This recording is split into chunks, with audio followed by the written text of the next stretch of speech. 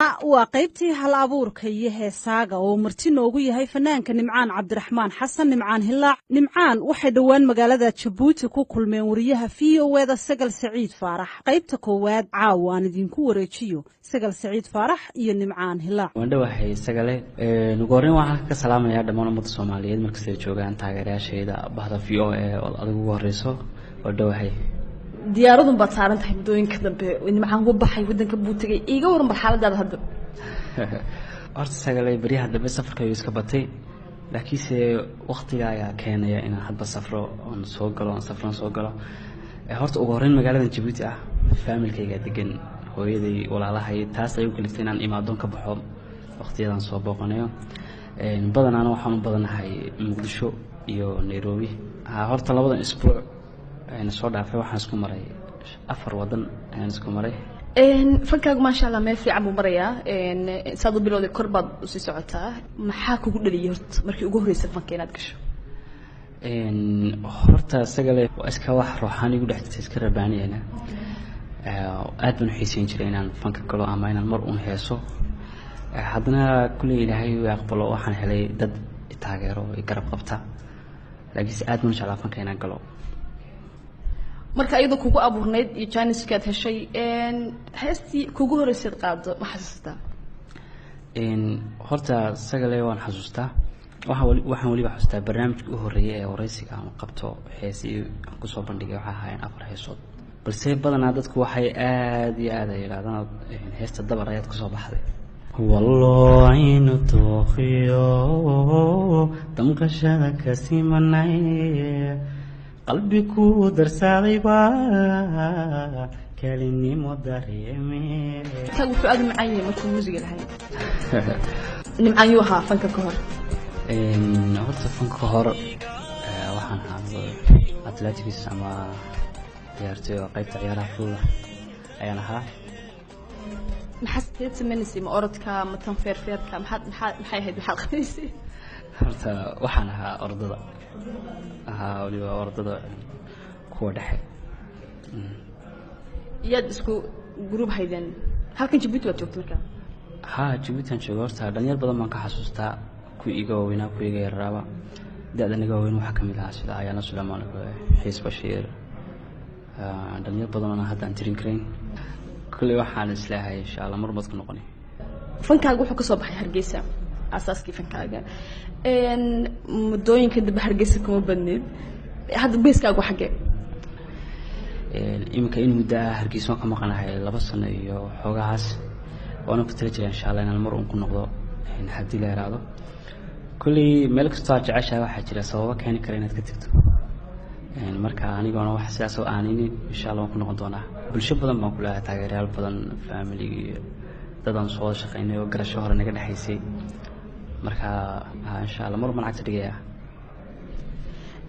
kooxdaadii xidigaha geeska aad ku jirtay runtii bilowgii markaa soo baxaysay koox qurux badan oo dadka Soomaalida oo dhan runtii qanciyo aad loo jecel yahay baadan laakiin muddooyinka waxa moodaa markii caan la sii noqdo waa la sii kala soconaya see waxa jira horta saaxiibada xidigaha geeska xiriirkaygu uu yar yahay horta qaarkood waxaas ka dambeysay maanta Hargeysa ka soo baxay aad baan salaamayaa jiritaankooda insha Allah inay sii fogaado aan jeclahay kulani waxa Soomaalida wanaaga dhiba wada joogiyo iyo wanaagiba ayaana ka aan xamil weyn marka waxay noqotay in xaq kale isku rogto aad baan salaamayaa dhamaantood kulli wada shaqayntiina soo noqon doonta kulli warjinaya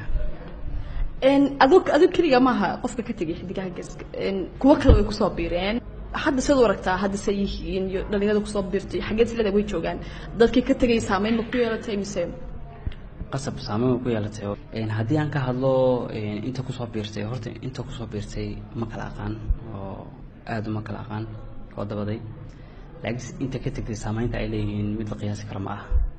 dad badan waxa jirta waxa la yiraahdaa xidigaha geeska sababta isku dhaceen waa sabab siyaasiyiin ma wax siyaasad ku jirta ama soo wax idinka dhexdiida ma horta niyahow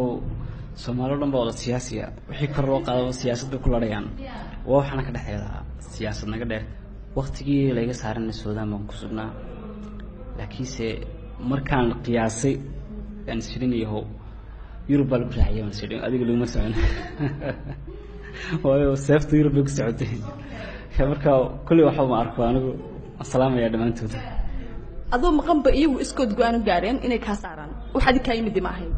ha waxaan iga yimid ma ahayn mid kale waqtiga uu isku wanaagsanayba ya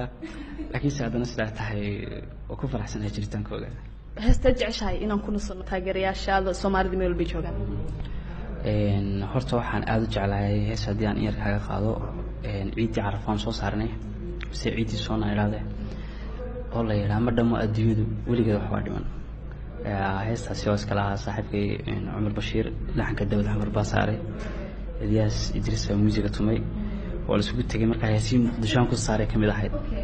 marka hadan inta hore aan kaaga taabto waxay ahayd sida tan ma dhamo adduunyadu weligeed wax waa dhiman dhan markaad ka qabatana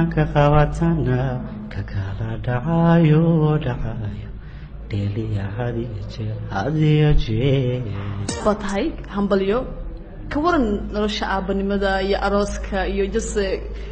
ma sha Allah horta waxaan islahaa janna ka maqnay guurka aad iyo aad baan ugu degay horta anuu ka nimcaan ahaan dhalinyaradan iyo waxaan leeyahay bani war hal guursado waxa weeyaan horta nolosha qoysku waa nolol aad iyo aad u qaaliya ibka aabba noqdo wiil bay dhashay aad baan u salaamayaa xaaskayga ayaan Bashiir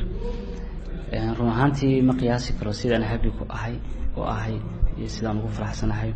qof kasto single markaan arko news ka aroos guur baan ku ordayaa qofkii haduu raali ka ma jirto hees xaaskaaga aad u qaaday way jirtaa hees barreexa soo saaray waxay si Muqdisho ku saaray been kamid ah xaaskayga u qaaday waxa sameeyay saaxiibka Umar Mahdi